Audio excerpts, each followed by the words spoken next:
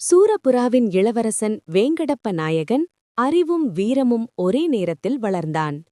சிறு வயதில் கதை புத்தகங்களை படித்தும் சுட்டி சாம்ராஜ்ய வீரர்கள் போன்ற விளையாட்டில் தன்னை பயிற்றுப்படுத்தினான். பிரிட்டிஷ் ரெசிடென்ட் தெய்லர் அவரை அரசியல் மற்றும் போர்க்களத்திலும் பயிற்றுவித்தார். அவர் கையேடு காட்டும் வரைபடங்கள் வழிகாட்டல்கள் அனைத்தும் இளவரசன் மனதில் பதிந்துவிட்டன. இளவரசன் தனது ஆட்சியை பூரணமாக ஏற்றுக்கொண்டான். சூரபுரா அரண்மனையில் கொடி பறக்க மண்டபத்தில் கோர்த்த குரல்கள் ஒலித்தன. நாயகம் தனது படைகளை கடுமையாக பயிற்றுவித்து பிரிட்டிஷ் படைகளை எதிர்க்கும் மனப்பாங்கை உருவாக்கினார். யுத்த பயிற்சி மழையில் வேகமாக நடக்கும் சுடுகாடுகளில் நடைபெற்றது. சூரபுரா அருகிலுள்ள அரசர்களுடன் இரகசிய கூட்டணி ஏற்படுத்தினார். தந்திரம், திட்டம், விருப்பம் அனைத்தும் வெற்றிக்கான கையேடாக இருந்தது.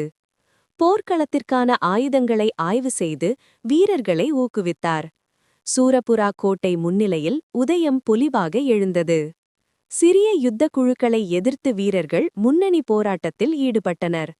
மறுகாலையின் மங்கலான காடுகளில் வீரம் காட்டினர். பிரிட்டிஷ் படையினர் கிராம மக்களை அச்சுறுத்தும்போது நாயகம் அவர்களை பாதுகாத்தார்.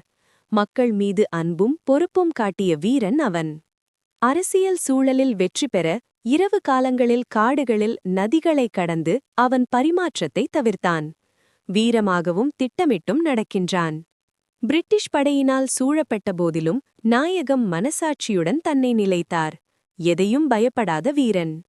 இளவரசன் வேங்கடப்ப நாயகன் உயிரை பறித்தாலும் அவரது வீரத்தும் தியாகமும் சூரபுராவில் என்றும் உயிரோட்டமாக வாழும். இன்று சூரபுராவில் அவரை நினைவுகூரும் மக்கள், பள்ளி மாணவர்கள், தேசிய கொடிகள், விழாக்கள் அனைவரும் வீரமரபை கண்ணீரோடு பாராட்டுகின்றனர். வேங்கடப்ப நாயகன் சூரபுராவின் வீரமரபின் சின்னம்.